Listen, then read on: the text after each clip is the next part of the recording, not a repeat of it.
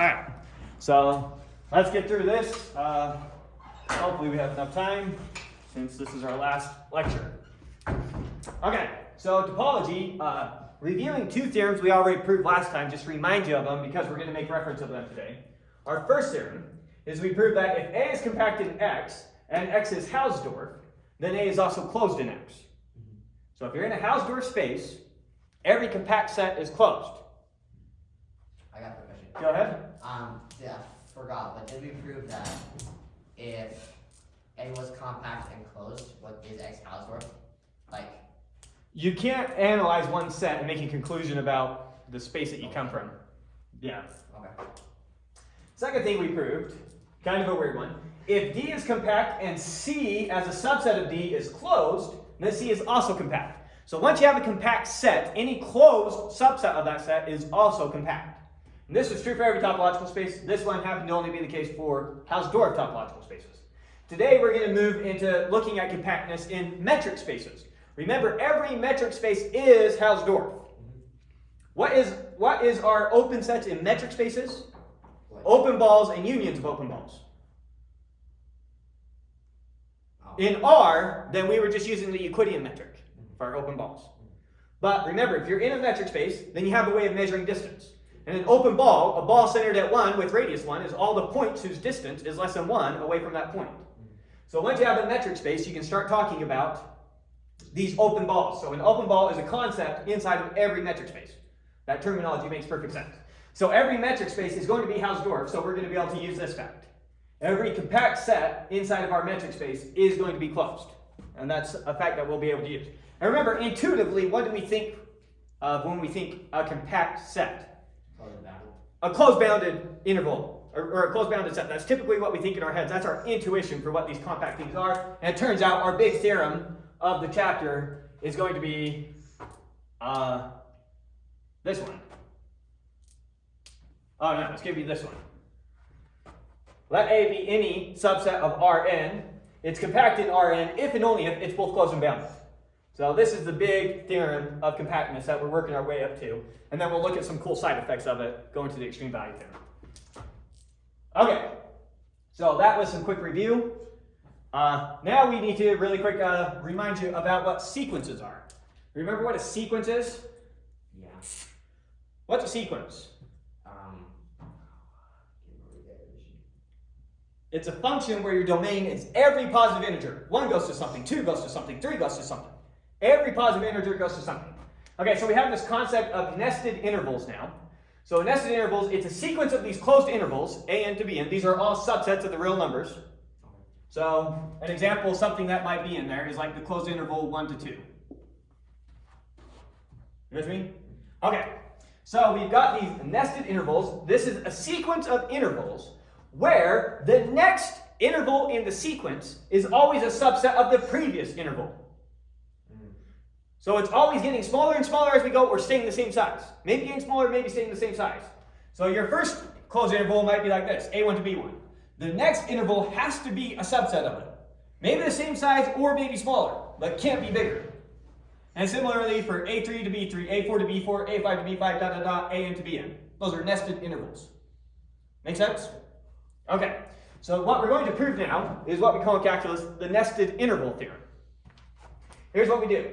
So let this be a sequence of intervals where each one of those intervals is a subset of R with the standard topology, such that the next interval is a subset of the previous interval.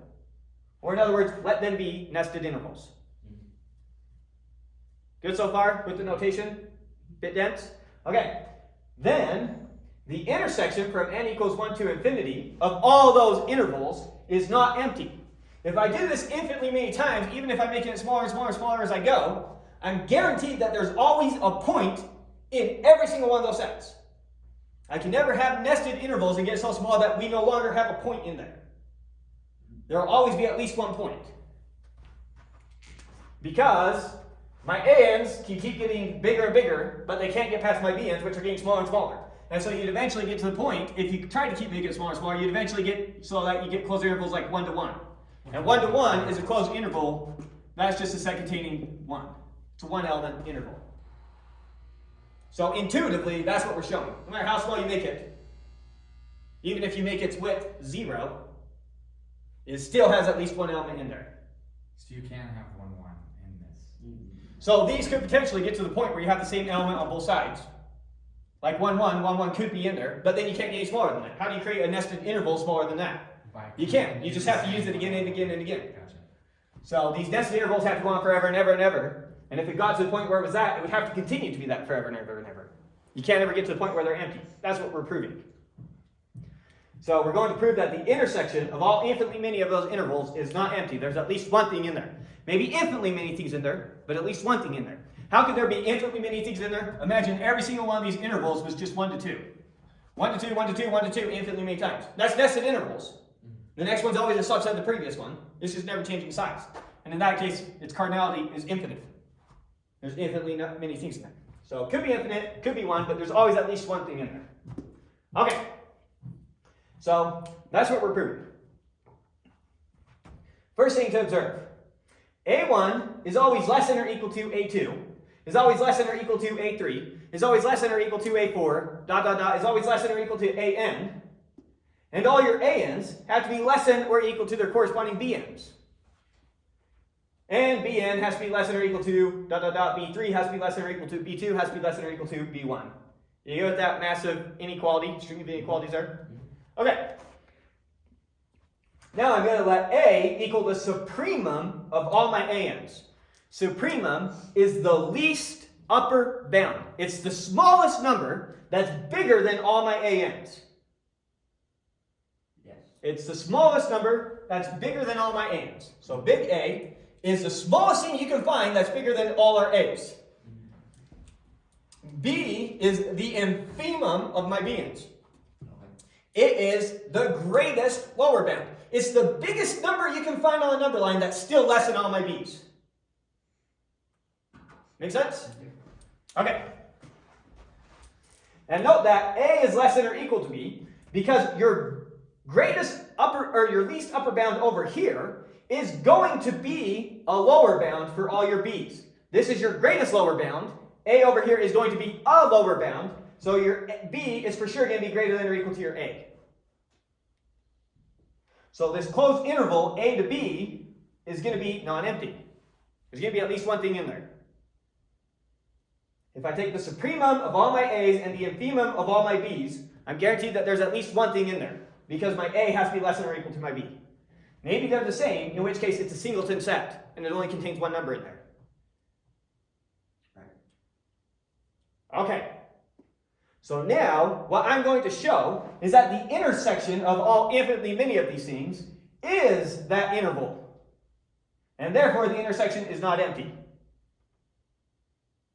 Remember what we're trying to prove. We're trying to prove that this intersection is not empty. I'm going to prove that that intersection is equal to the infimum, or the supremum to the infimum, which we already know this isn't empty. Therefore, this is not empty, and our proof is complete. So I'm going to prove that this set is in fact equal to this set. How am I going to do that? I'm going to grab a random thing out of here, show it in here, then grab a random thing out of here, show it in here. They're subsets of each other, therefore they're equal. That's how we're going to prove this. Okay, so first I'm going to grab a random thing out of here and show that it's in here. So let x be in the closed interval a to b. What does it mean for x to be in the closed interval a to b? It means x has to be less than or equal to a, and x has to be greater than or equal to a and less than or equal to b. That's what it means to be in that interval. When I say what are these numbers right here, it's all the numbers greater than or equal to 1 and less than or equal to 2. That's what that closed interval is. So if x is in that closed interval, x has to be greater than or equal to a, and it has to be less than or equal to b. Make sense? Now, I know a is the supremum of all my ANs. A is the least upper bound, I said that right. A is the least upper bound of all my ANs, which means that A is greater than or equal to all my ANs. This is the smallest number bigger than all my ANs. So it's for sure bigger than all my ANs. B is the biggest number less than all my BNs. Therefore, B is for sure less than or equal to all my BNs.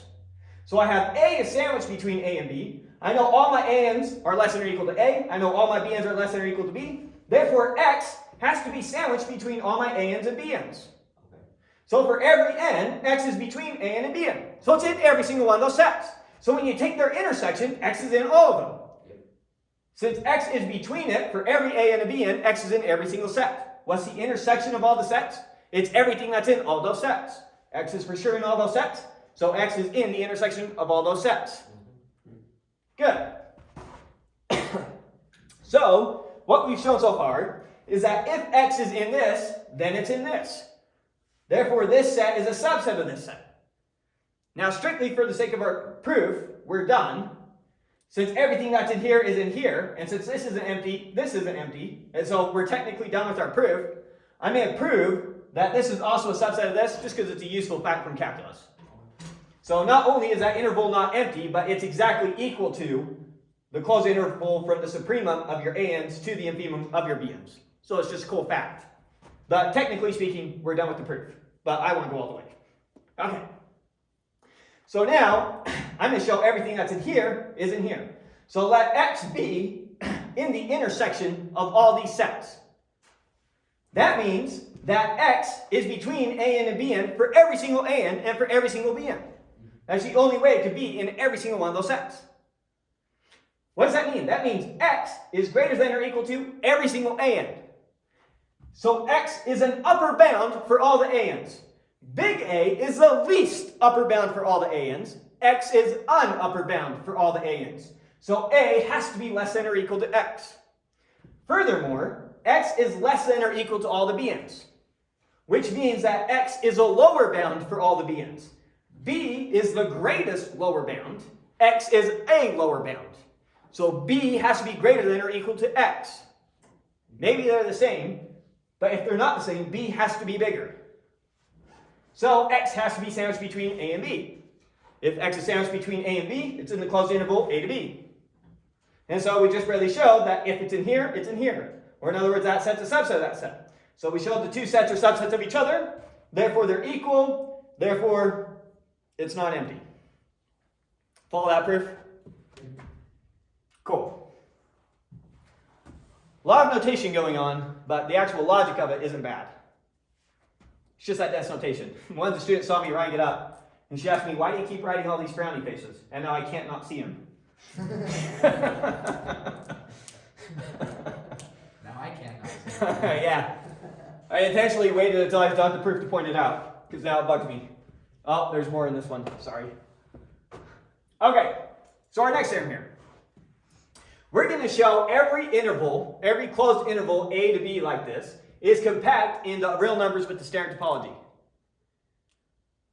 What does it mean for that closed interval to be compact? What's the exact definition of compact? It's closed and bounded. No. That's going to be something we prove over here. That's what we're working our way to. It's the covers. Yeah, the covers. How do you know that a set is compact? A set is compact if and only if, for every open cover you can find of it, I can always find a finite subcover. You give me some open cover of it, I can always pick out finitely many things that still cover the whole thing. So that's the definition of compactness. So, I'm trying to prove that this set is compact. We're going to do a proof by contradiction. So first off, let the closed interval A to B be some subset of R, and let O be some open cover of it. So all I know is that all the sets in O, they're open sets that cover this interval. Now I'm going to assume by way of contradiction that O has no finite subcover of this interval. Okay. Now let me walk you through the logic with a picture before we go through it in the proof. So I've got O over here, and it's some collection of sets. Maybe one of the sets in O goes from here to here, maybe another one goes from here to here, maybe another one goes from here to here. It's a bunch of open sets that ultimately cover from A to B. That's what we know for sure. Potentially infinitely many things in there. Now we're assuming by way of contradiction that O has no finite subcover of this interval. That means if you want to cover this interval, remember, setting up bad picture, setting up an impossible worldview. We're doing proof by contradiction. So we're assuming that then, if you want to cover this interval A to B, you always have to choose infinitely many things out of O. With me so far? So here's what I'm going to do. Let me say, okay, take A and B and cut it in half. If it took infinitely many things to cover all of A to B, then it has to take infinitely many open sets to cover this half or to cover this half. Maybe it takes infinitely many to cover both halves, but for sure it has to take infinitely many to cover at least one of these two halves. Whichever half it takes infinitely many open sets to cover, I'm going to call that half A1 to B1. And we're going to play the game again.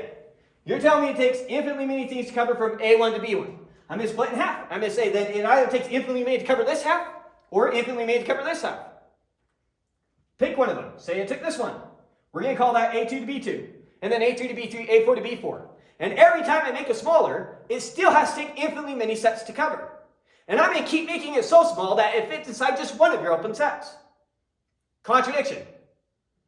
We assume by way of contradiction that it always takes infinitely many, and I'm going to whittle it all the way down until it fits inside of one.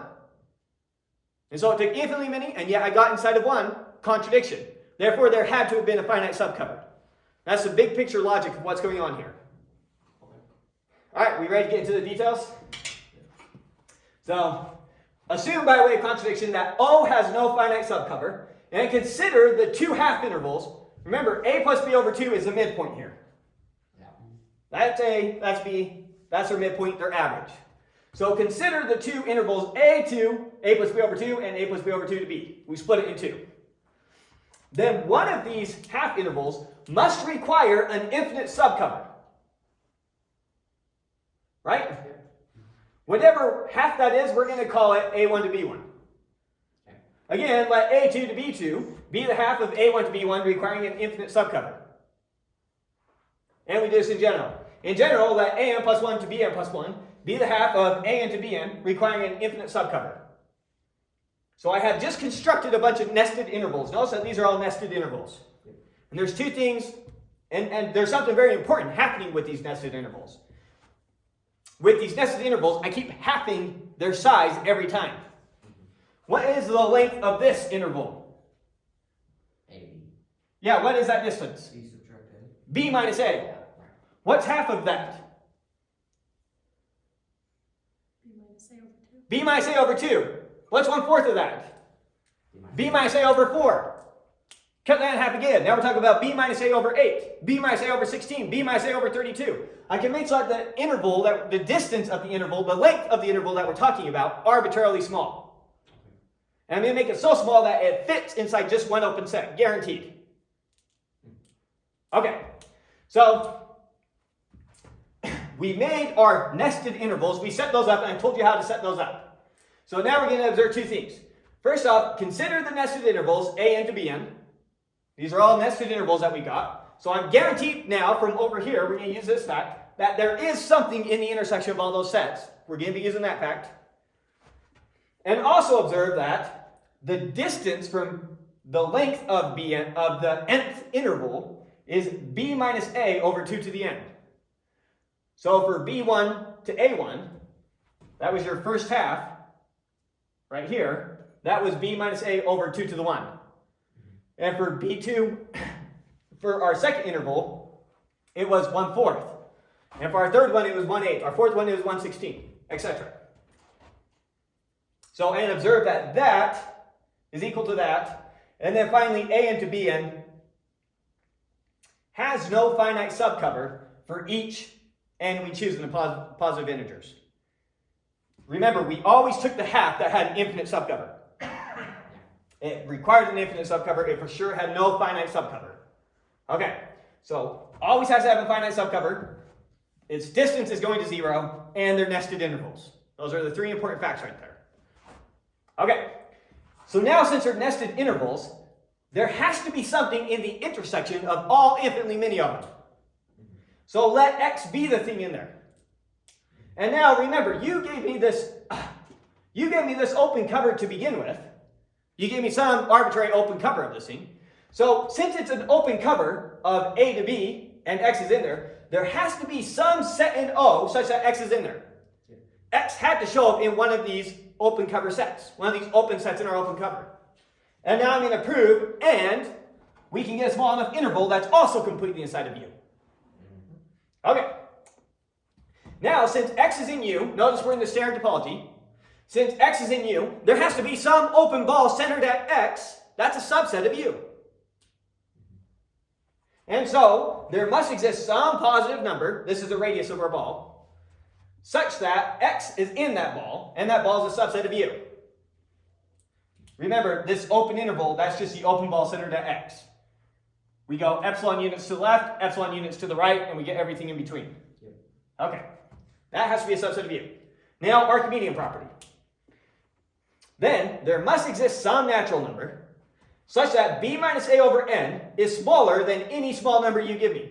No matter how small epsilon is, I can always find some natural number here such that b minus a divided by that natural number is less than epsilon. Make sense? Now, if b minus a over n is less than epsilon, then for sure b minus a over 2 to the n is less than epsilon. This is way smaller than this thing if n's a large number. Right? If n here is 10, then this is 1024. Yeah. Okay. So then this is for sure less than epsilon. Okay. So then our closed interval, notice that we're using this big N now. Our closed interval, an to bn with the big N, here's its width. So our closed interval then, we know that x is in here. And we know that this thing's whole width is less than epsilon. So this thing contains x, and its whole width is less than epsilon. Therefore, this whole thing has to be a subset of the open ball centered at x with radius epsilon. Right. Because the width of that thing, it has x, so it has to be centered at x. Draw a picture here. I know that closed interval, so here's our x. I know that closed interval has to have x in it somewhere, an to bn, with a big N, an to bn. It has to have x in it. Furthermore, I know its whole width is less than epsilon, and so epsilon might be this value, there to there. So here's x plus epsilon, here's x minus epsilon. You cannot make that closed interval have a width less than epsilon and still capture that x and get outside of that open interval. Yeah. Okay, that's what we're saying there. So then that interval has to be a subset of that open ball. That open ball is a subset of u. And so that interval has no finite subcover, but if it's entirely inside of u, which is one element from O. So that's for sure a finite subcover. We got inside finitely many things. It requires infinitely many things. Contradiction. Remember, this was a big proof by contradiction. We start out with an impossible worldview. Therefore, A to B is compact.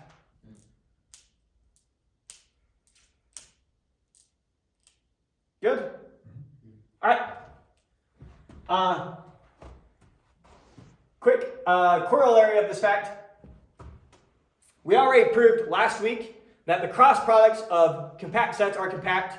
You might remember that we had to do our tube lemma first. Yeah. And then we did it by setting up a bunch of tubes. So, I know this closed interval is compact.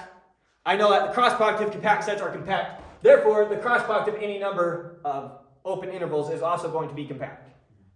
And so that's just putting this together and our theorem from last time. So no point writing that out. It'd be like a three-liner. Good? Okay. No, did this last week. Yeah. Okay. So our next proof. The big one. The one that we were working up towards. The one that makes compactness such a useful concept. All right. Let D be the standard metric on Rn. Then A as a subset of Rn is compact if and only if it is both closed and bounded. Okay? So we got to do both ways. I'm going to start by assuming A is compact. I'm going to show that it's closed and bounded. And then I'm going to assume that A is closed and bounded and use that to show it's compact. So let's go this direction first. So let A be a subset of Rn where it's compact. So let A be a compact subset of Rn is basically what that is, right? And observe that A is closed by theorem 1. Theorem 1, I just called this theorem 1 and theorem 2 for when I reference them. So by this fact. So every compact set we already know is closed inside the Hausdorff space. This is definitely Hausdorff. So then A is closed by theorem 1. What remains to show is that A is bounded.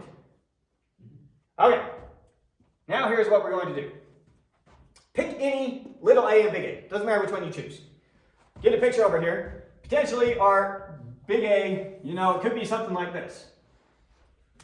Now I'm saying pick any little a in here you want. Doesn't matter what it is. Pick any one. Here's what we're going to do. I want you to create the open ball centered at A with radius 1. Now do the open ball centered at A with radius 2. Now radius 3.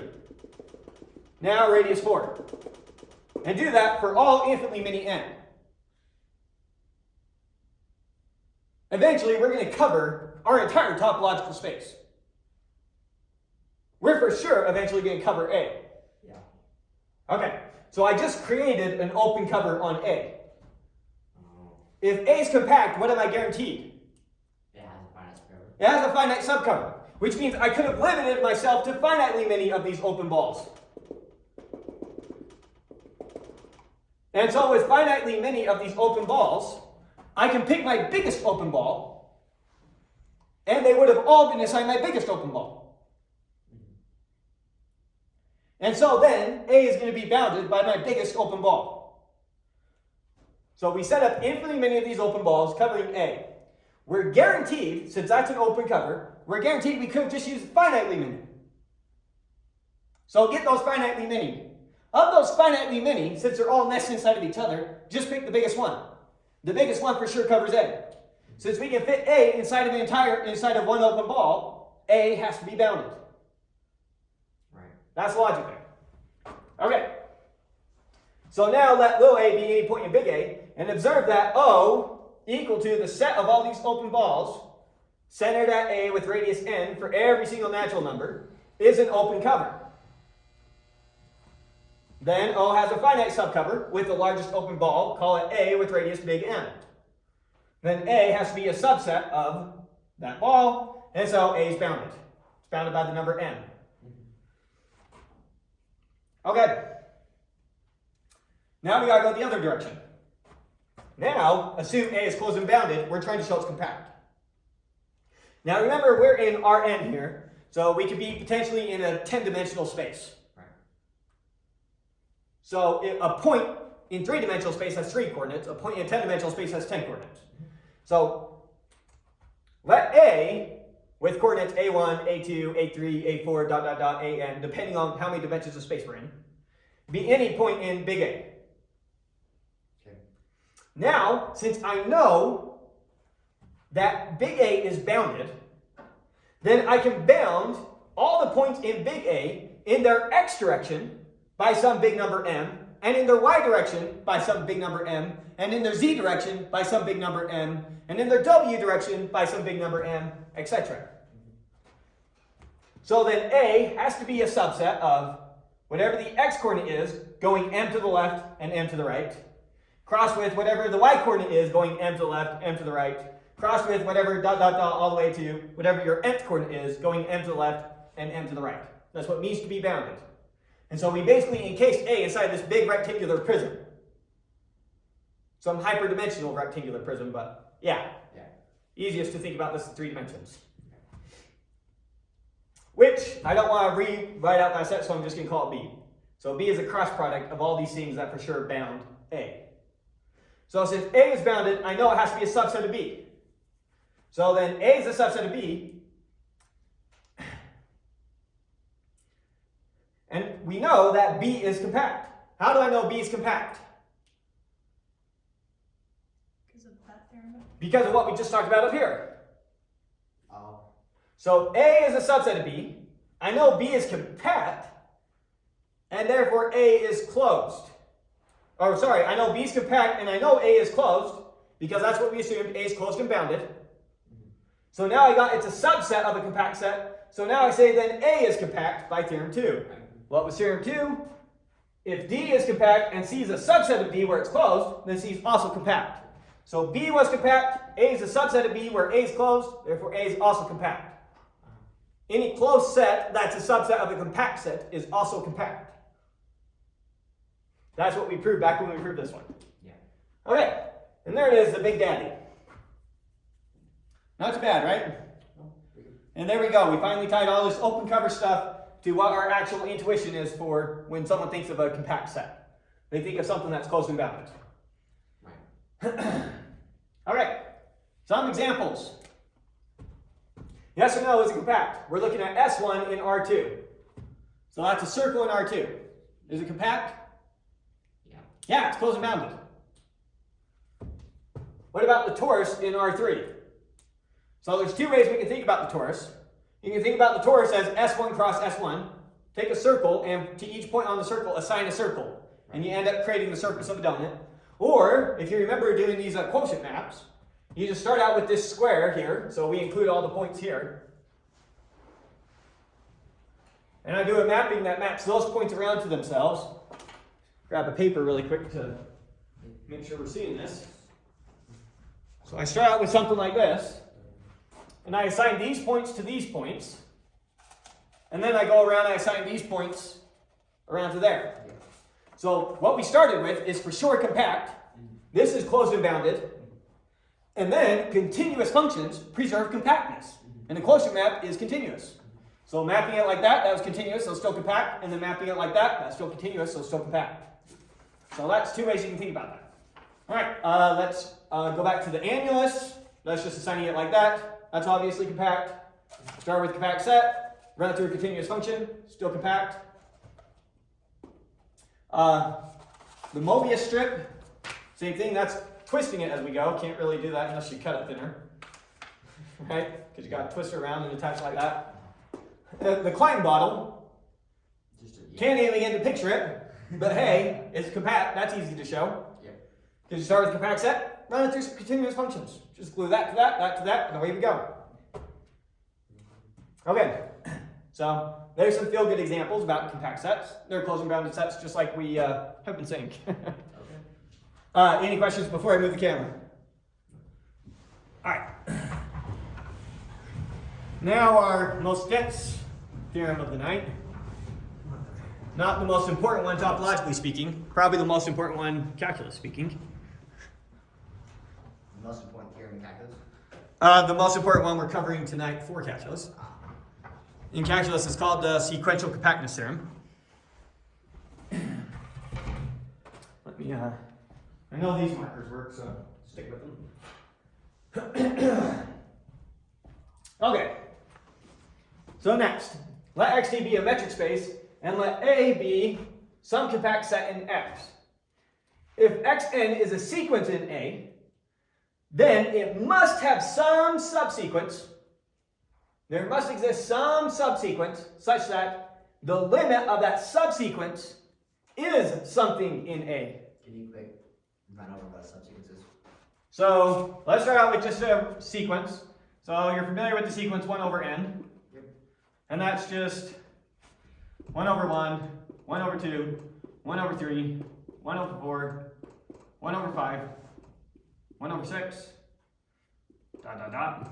A subsequence of that we could quickly write as 1 over 2n. And that would be 1 over 2, 1 over 4, I see it. Okay. 1 over 6, 1 over 8. So a subsequence is another sequence where we are like picking terms from a given sequence,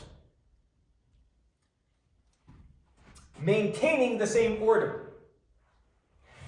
Gotcha. So if I'm making a subsequence of this, I can't put 1/2 and then 1/4 and then come in and put 1 right here. Right. I have to pick something after 1/4 for what comes next. And usually there's, when you have a subsequence, there's what we call an indexing sequence. One that tells you which ones we chose. We chose every second one. So this 2 to the n was actually my indexing sequence. My 2 to the n tells me which indexes to hear from to choose. And so we chose 2, and then the 4th one, and then the 6th one, and then the 8th one, and then the 10th one. Right. So in our notation, this right here is what we're going to mean when we write something like x sub n. This right here is what we're going to mean when we write n sub m. And then this right here is what we're going to mean when we write x sub n sub m. Gotcha. So let me rewrite this down here, one down here. So here's my n sub n's. So that's 2 to the n. That was equal to 2, 4, 6, 8, 10, right? Yep.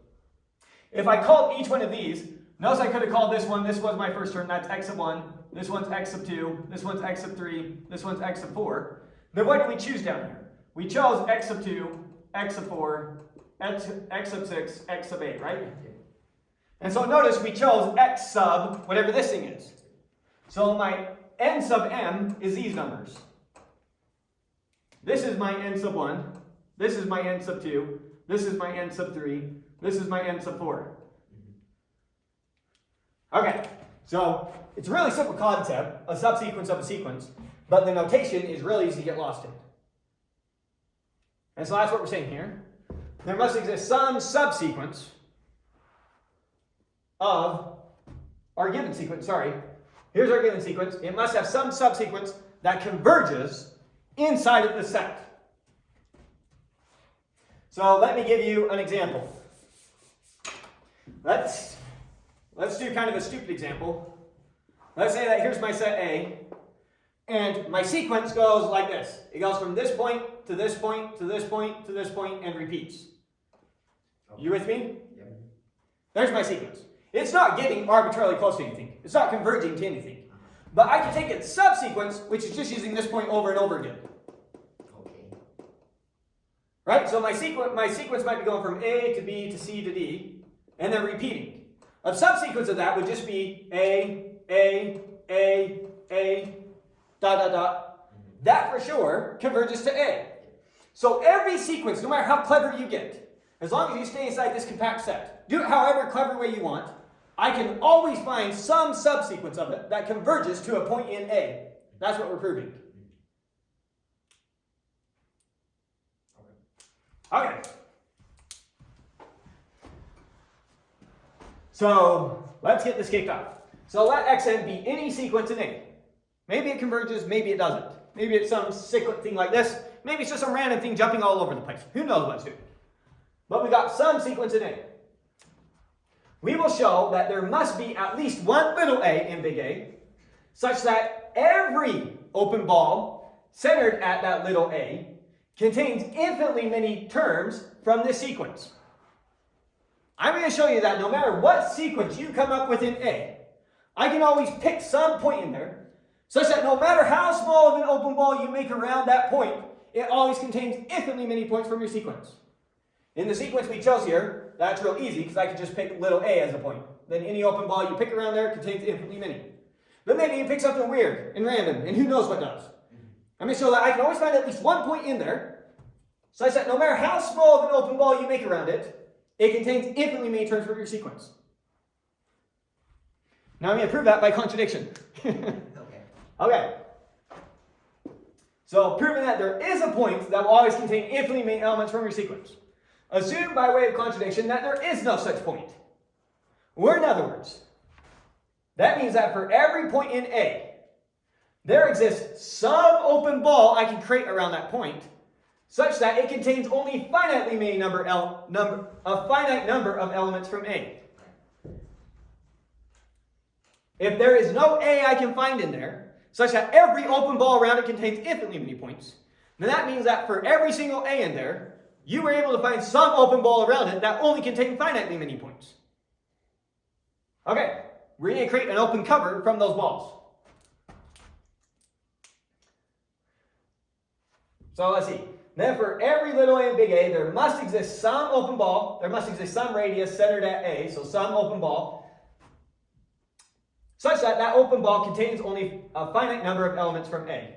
Since the balls cover A, because we have an open ball for literally every point in A, so the union of all those open balls has to cover A. So since the balls cover A, they must have a finite subcover. And so there must be a finite number of those balls I could have chosen that covered all of A. Now notice that each one of those balls has finitely many terms of the sequence in it. And I have a finite number of those balls covering all of A. What's a finite number times a finite number? A finite number. But our sequence has to have infinite number of elements. So I'm going to get the sequence is infinite and the sequence is finite. Contradiction. So that's big picture logic. Let's walk through that one more time. So we're assuming by way of contradiction that there is no A with this property.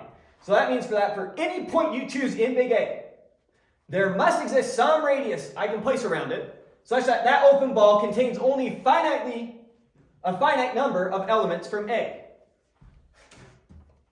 Not from A, sorry, this was probably confusing. from our sequence. We're talking about our sequence. My contradiction is going to be saying that the sequence is both finite and infinite. We know a sequence is infinite. I'm going to show it's also finite. Contradiction. Sorry about that. Okay. Let's say this one more time. Please make sure what I'm saying makes sense. So, what are we doing? We are going to show that there is some A in there, such that every open ball centered at A contains infinitely many elements of our sequence. That's what we're proving. We're doing it by contradiction. So assume by way of contradiction that there is no such A. Or in other words, for every little a and big A you choose, there exists some radius such that the open ball centered at little a with that radius contains only a finite number of elements from the sequence. Now, since the balls cover A, they must have a finite subcover. So, a finite number of balls must cover all of A. Our sequence is in A, so these open balls must also cover our sequence.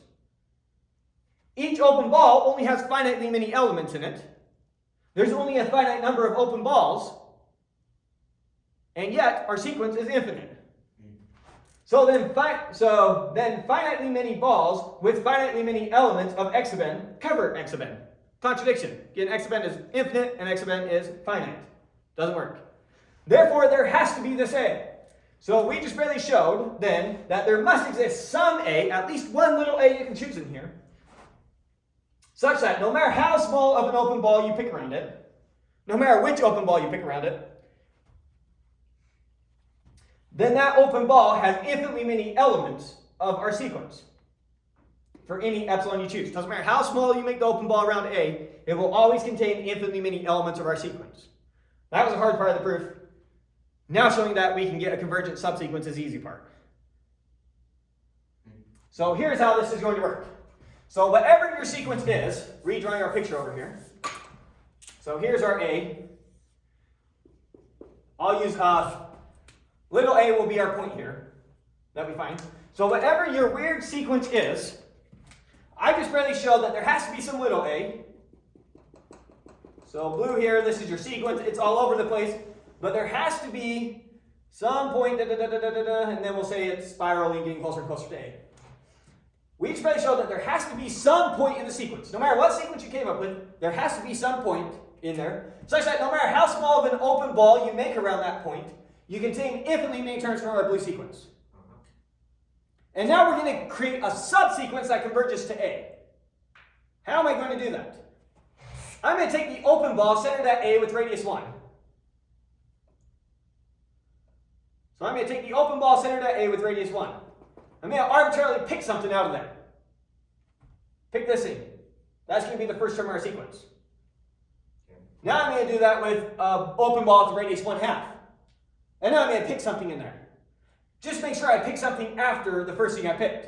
How do I know there's something after the first thing I picked? Because there's always infinitely many things to choose from. And so I'll make a smaller open ball, randomly pick something later. Make a smaller open ball, randomly pick something later. And that sequence, the way I set my open balls are closing in on A, and so that sequence is going to be approaching A. So that's the logic here. So, then there must exist some little a and big A, such that the open ball, little a to epsilon, has infinitely many elements of x sub n for any radius you choose here, for any positive number epsilon. No matter how small you pick it, we for sure get infinitely many. So then, for every positive integer, we're creating a subsequence now. For every positive integer, let the nth term in our subsequence be some random element out of the open ball from A with radius 1/n. So we're going to use the open ball with radius 1, centered at A, then the open ball with radius 1/2, then with radius 1/3, then with radius 1/4, 1/5, 1/6, 1/7, making those open balls smaller and smaller around A, randomly picking x sub n's where our next term is always greater than our previous term. Or in other words, it showed up later in our initial sequence. And we're guaranteed we can do that because the ball always has infinitely many things to choose from. So you can always pick a next thing. And so there we go. We just created a subsequence. That is going to be a subsequence of this. We only chose terms from here. Chose infinitely many, but only chose terms from here. And its limit is going to be A. Obviously, it's getting arbitrarily close to A. It's closing in on A. because its distance from A is always less than 1 over m. And 1 over m is going to infinity for bigger and bigger m's. We ran through all the positive integers. I know that one's a bit dense for you guys who haven't done real analysis before, but make sense? Cool. Okay, I expected a lot more time on that. Okay, now it's going to get real easy. We finish up with just the extreme value theorem. This is going to be about as far as the intermediate value theorem was. So, pretty easy one.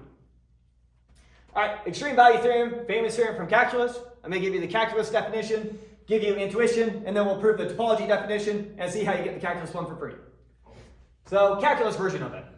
Let f be a function from some closed bounded interval ab to r. Let f from ab to r be continuous. Then f achieves a max and a min. It achieves a highest point and a lowest point. That's what we're going to prove. Let's get the picture for this. So here's some function, and it's defined from the closed interval a to b. Here's its domain. No matter how we drew this, somewhere along the way it had to achieve a highest value, and somewhere along the way it had to achieve a lowest value. Now it doesn't just have to achieve it once. You could have hit it twice, 3 times. I could have made it go up and down between its highest and lowest value. It could have hit its highest point several times and its lowest point several times. But it's guaranteed to have a highest point and a lowest point. Here's another special case. The constant function. Where it just goes straight from A to B like that. That's a continuous function. Its max and its min are the exact same point. This is like the function f of x equals 3. So we assign all these values in between. They go to 3, 3, 3, 3, 3. Why does it have to be a closed domain for this to work? If it were open like this, so notice that our function looks like this. It doesn't include that point, and it doesn't include that point. Now it has no max, and it has no min. For any point you can choose that it achieves, I can always find one higher. And so m isn't quite the max, it's the supremum. Little m isn't quite the min, it's the infimum. And so that's why this interval has to be closed. So there's intuition. Now, we're going to prove, actually, we just had to require that thing to be compact, and that was enough for the theorem to be true. So that's going to be the calculus, or the topology version of it. Now, before we do the topology version of it, we got to do a quick lemma here that will make proving the topology version a piece of cake. Probably could have just stuck this in there, but the author did as a lemma, so we'll do it as a lemma. All right, lemma. Let A be compact in our, in the standard topology on R. So, special case here. Let A be compact in the standard topology on R. Then there exists big M and little m in A, such that for any A you choose, it's sandwiched between them. Or in other words, little m is the minimum thing in A, and big M is the biggest thing in A. In other words, I'm proving that if A is compact, not only does it have a max and min, it has a max and min inside the set itself. It contains that max and that min. That's kind of what we're proving. Make sense what we're proving? Should be pretty simple to say, so if you're confused, I'm saying it fast. Okay, so let's prove it. Now, all we know about A is it's compact, right? Now, since it's compact in R with the standard topology, we know it's closed and bounded. So A could look something like this. Closed and bounded, closed and bounded, closed and bounded. Could be some union of those things. I'm going to prove that M has to be in A. That's the crux of this proof. A contains its max point. We could have also proved A contains its minimum point. I'm just going to show it contains its max point. It's the exact same logic for showing it contains its minimum point. Okay, so we're going to assume by way of contradiction that the max point is not in A. So whatever A looks like, M is somehow outside of A. I drew it way outside of A, but you can imagine it was really just barely outside of A, and this is like zoomed in on it. Okay. Now, since A is its own closure, how do I know A is its own closure? Because it's closed. Has nothing to do with bounded. Remember, we're talking about interior closure as in interior enclosure. Yes. What's the closure of a set? It's the smallest closed set containing it. A is already closed, so it's the smallest closed set containing itself. What's the interior? It's the biggest open set you can fit inside of it. So notice that A is its own closure. And I told you, a theorem that comes up over and over again in topology, we've already used it several times, here it is again. a point is in the closure of a set if and only if every open set containing that point intersects a set. The converse of that is a point is not in the closure of a set if there exists a single neighborhood of it such that they're disjoint. Okay, so we're using that fact here. So, since A is its own closure, and M is not in A, then there must exist some open ball I can stick around M such that it doesn't intersect with A. Make sense? I know that because M is not in the closure of A. Because M is not in A, and A is its own closure. So, since M is not in the closure of A, there must exist some open ball centered at M such that it doesn't intersect A. So that picture looks something like this. Now if M isn't in A, then M minus epsilon halves, which is still in that open ball, is also not in A. So then what do we get? So then M minus epsilon halves is less than M, and now M minus epsilon halves is an upper bound of A.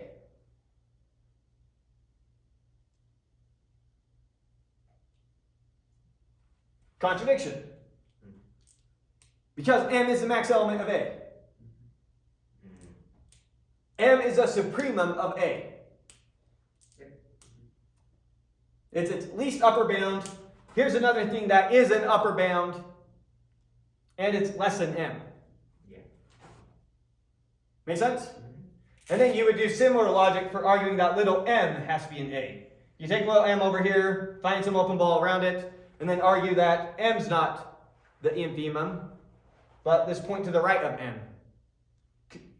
Because there's this point to the right of m, which is also less than all of A. Okay, so that's how those two go. Okay, so that's just a lemma now to get us to the extreme value theorem, EVT. So now, let f from x to r be continuous. Notice the wording here. Let f from some compact topological space to R be continuous, where X is compact.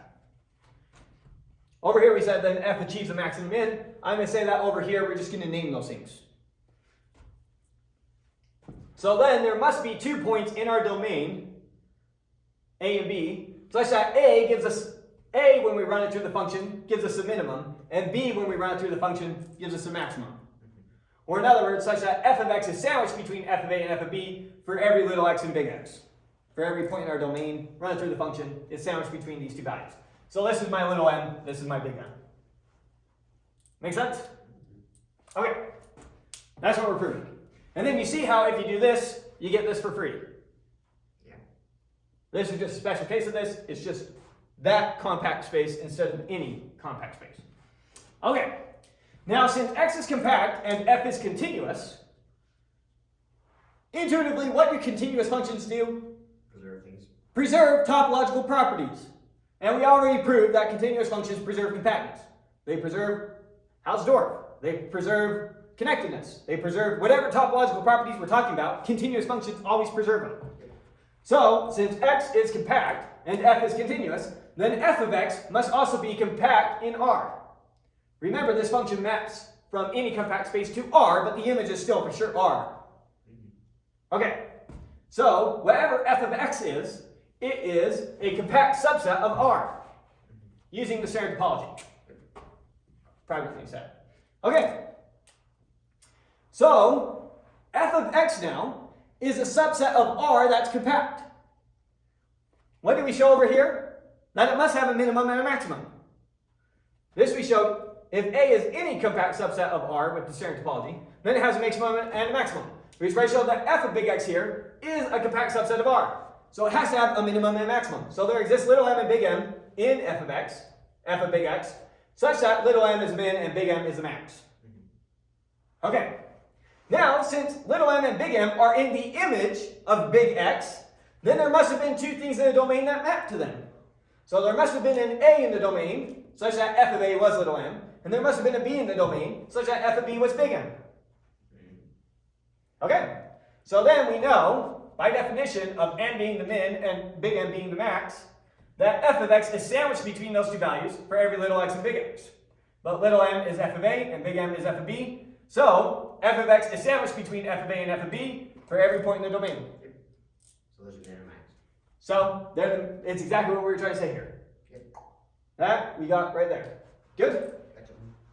Okay, and so calculus version comes for free. All right, one more neat little theorem. Tying together the intermediate theorem, the intermediate value theorem, and the extreme value theorem. We just did the extreme value theorem. What was the intermediate value theorem?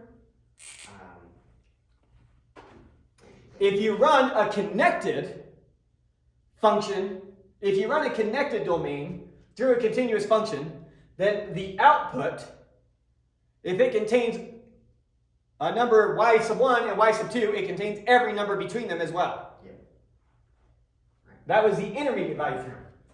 So when you run a connected space through a continuous function, if it spits out a number f of a and it spits out a number f of b, it has to spit out every number in between them as well, every intermediate value between them. Yep. Why it's called the intermediate value theorem. Okay. So let f from ab to r be continuous. Then the image of that closed bounded interval is a closed bounded interval. So we're proving it could have been written as something like, the image of that could have been written as something like c to d. And this is why, by the way, when you're doing calculus, all your domains are always these closed bounded intervals. They behave so nicely. Yeah. The intermediate value theorem holds for them, the extreme value theorem holds for them, the sequential compactness theorem holds for them. So you'll notice when you do calculus courses, your domains are always these closed bounded intervals instead of open bounded intervals. Anyways, that's what we're proving. So let f from some closed bounded interval to r be continuous. Then its image is also a closed bounded interval. That's what we need to prove. Now, since f is continuous, then the image has to be closed and a closed and bounded set. How do I know that? Since f is continuous, then the image of the closed interval a to b has to for sure be a closed and bounded set. Maybe a single interval, maybe multiple intervals. So far, maybe the image looks like multiple intervals like that. Maybe it's not one single interval. But for sure, the image of that has to be closed and bounded. How do I know that? Because the pre-image is closed and bounded? Why is closed and bounded preserved by a continuous function? Because compactness. Because compactness. That's what we mean by compacting these spaces. Yeah. When you think compact in these regular spaces that we used to talking about, you think closed and bounded. That is compactness in these spaces. Okay. So this is trying to connect those two wires. You get so used to compact being its own thing with those open balls and open covers, trying to connect it back to how it's used in a bunch of these standard cases. Right. It's closed bounded sets. Okay, so that's just saying compactness is preserved. So since f is continuous, then the image has to be a closed and bounded set, or it has to be a compact set, because the pre-image was. Maybe not a single interval. Now we need to prove it's an interval. How do I prove that the image is an interval? The way I'm going to do that, if I'm trying to prove that this image over here is an interval, I'm going to pick any point between big M and little m you want. I can always find a point in the domain. I can always find a point in the domain that map to it. So, if it includes these extreme values and every value in between them, then it's an interval. Okay.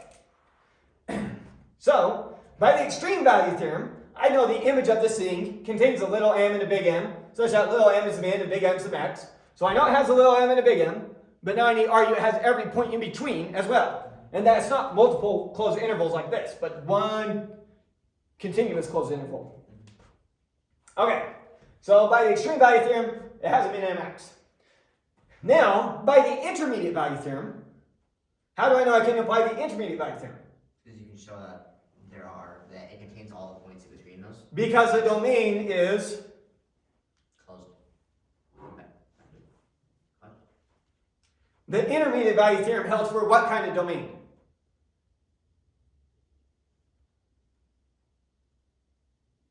Connected. Oh. Connected. So since the domain is connected, remember every interval is connected. Right. If it's an interval, it's connected in R. Yep. Connected pretty much works the way you expect it to. So that one's very intuitive. So the domain is connected, and so the intermediate value theorem holds. And so by the intermediate value theorem, for any y you choose between little m and big M, there must be something in domain such that maps to that y. So therefore, the image of this thing is the closed interval little m to big M. And that's exactly what it is. And so there we go. That's the extreme value theorem. Or not the extreme value theorem, but that's tying them all together. Showing that the image of closed bounded intervals is these closed bounded intervals. When we're talking about on the real numbers. Alright. And that's it. That ends everything that we're going to be covering for topology for this course. And we'll start next week on philosophy. I can't believe how fast we did that. Yeah. Speed. You guys did not get near as hung up as I thought you would. Alright. That was fun.